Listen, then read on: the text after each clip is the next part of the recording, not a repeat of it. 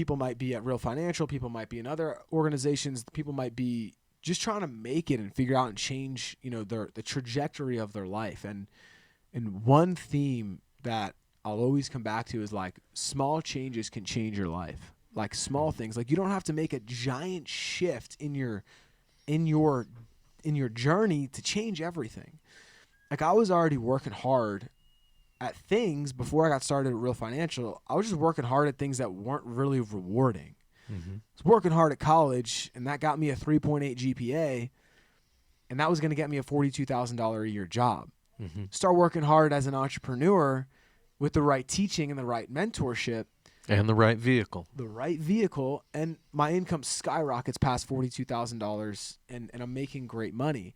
And that's possible for anybody who's willing to do the work. Comfortable takes away drive and energy. Distractions come with comfort, right?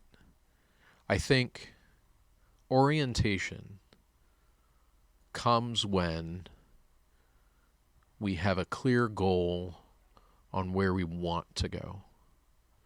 And man, you don't have to know that you want to live in Tempe, by 7 years from now and have this house at this address on this street. And that's not what I'm talking about. What I'm talking about is I want to be financially secure by the time I'm at 30, right?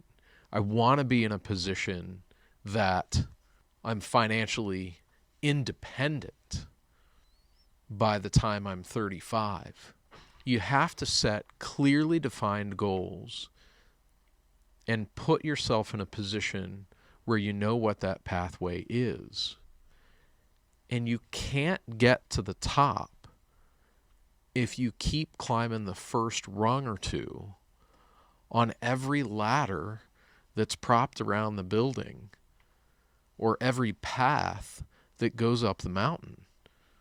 You're not going to get to the top if you keep resetting yourself. You're going to constantly find yourself in that first 500-hour swing that makes you feel like this isn't the right thing.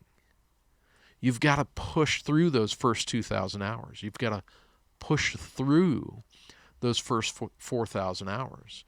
You have to stick to the original ladder, the original pathway up the mountain, before you're going to realize that we pull in the driveway and I'm looking at the hillside behind the house and you bump my shoulder and point that way and I see the green on the hills. You have to put yourself in a position where it's one foot in front of the other on one path.